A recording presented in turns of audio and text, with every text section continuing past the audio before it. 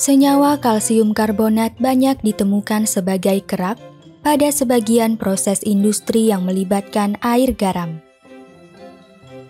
Kerak kalsium karbonat dapat merugikan proses produksi karena mengakibatkan peningkatan konsumsi energi. Kalsium karbonat terbentuk dari reaksi antara gas karbon dioksida yang ada di udara bebas dan air garam untuk membentuk asam karbonat.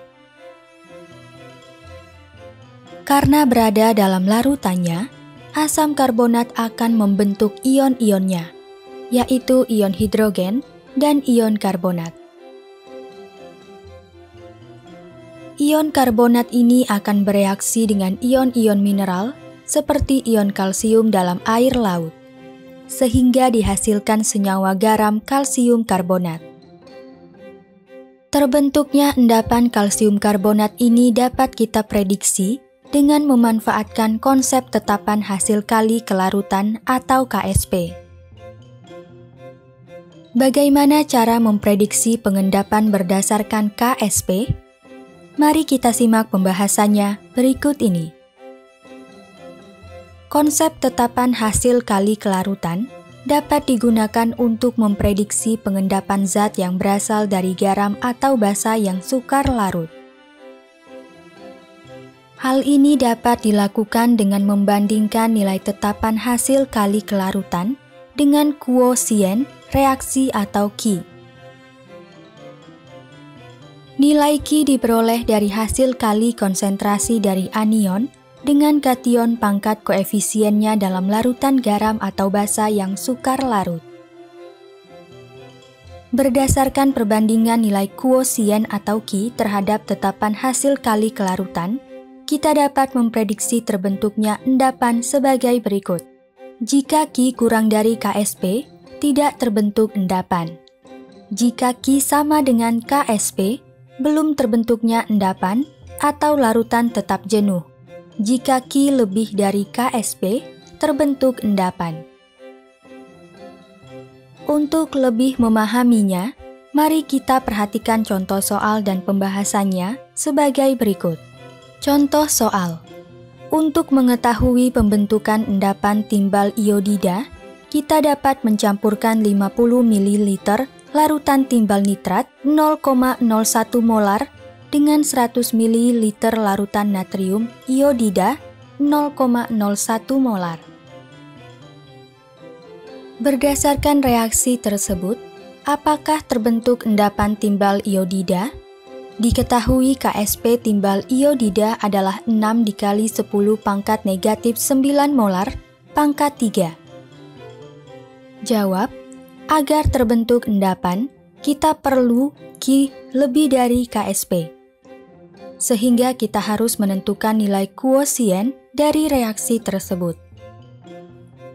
Kemungkinan endapan yang terbentuk adalah timbal iodida.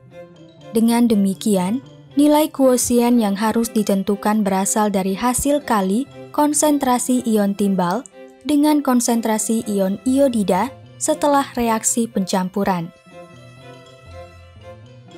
Berdasarkan informasi pada contoh soal tersebut, kita dapat menentukan mol dari larutan timbal nitrat dan natrium iodida dengan mengalihkan konsentrasi molar dengan volume larutannya. Mol timbal nitrat sama dengan konsentrasi timbal nitrat dikali volume timbal nitrat, sama dengan 0,01 molar dikali 50 ml. Hasilnya adalah 0,5 milimol. Mol natrium iodida sama dengan konsentrasi natrium iodida dikali volume natrium iodida, sama dengan 0,01 molar dikali 100 ml. Hasilnya adalah 1 milimol. Adapun volume total ketika larutan timbal nitrat dan natrium iodida dicampurkan adalah sebagai berikut. Volume total sama dengan volume timbal nitrat ditambah volume natrium iodida, sama dengan 50 ml ditambah 100 ml. Hasilnya adalah 150 ml. Persamaan reaksi ionisasi dari tiap-tiap larutan garam dan mol dari tiap zatnya adalah sebagai berikut. Setelah reaksi pencampuran terjadi, konsentrasi dari ion timbal dan ion iodida akan mengalami perubahan karena volume larutannya bertambah. Konsentrasi ion timbal setelah pencampuran sama dengan mol ion timbal dibagi volume total, sama dengan 0,5 milimol dibagi 150 ml. Hasilnya kira-kira sama dengan 0,0033 molar. Konsentrasi ion iodida setelah pencampuran sama dengan mol ion iodida dibagi volume total, sama dengan 1 milimol dibagi 150 ml. Hasilnya kira-kira sama dengan 0,0067 molar.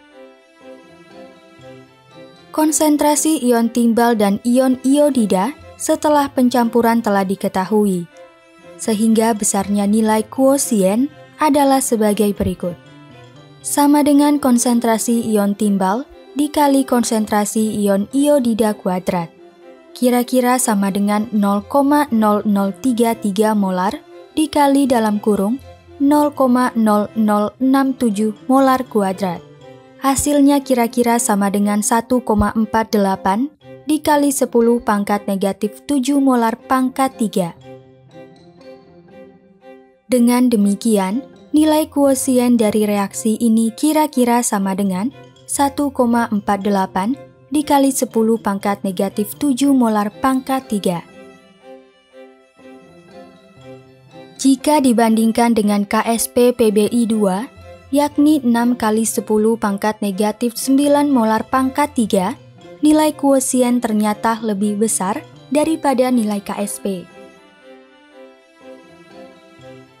Hal ini menunjukkan bahwa reaksi yang terjadi akan menyebabkan terbentuknya endapan timbal iodida. Poin-poin penting pada pembelajaran kali ini adalah sebagai berikut. Pertama, tetapan hasil kali kelarutan dapat digunakan untuk memprediksi pengendapan zat yang berasal dari garam atau basa yang sukar larut, yaitu melalui perbandingan KSP dengan nilai kuosien. Kedua, nilai kuosien diperoleh dari hasil kali konsentrasi dari anion dengan kation dalam larutan garam atau basa yang sukar larut. Ketiga, perbandingan nilai kuosien terhadap tetapan hasil kali kelarutan untuk memprediksi terbentuknya endapan adalah sebagai berikut. Jika Ki kurang dari KSP, tidak terbentuk endapan. Jika Ki sama dengan KSP, belum terbentuk endapan atau larutan tetap jenuh. Jika Ki lebih dari KSP, terbentuk endapan.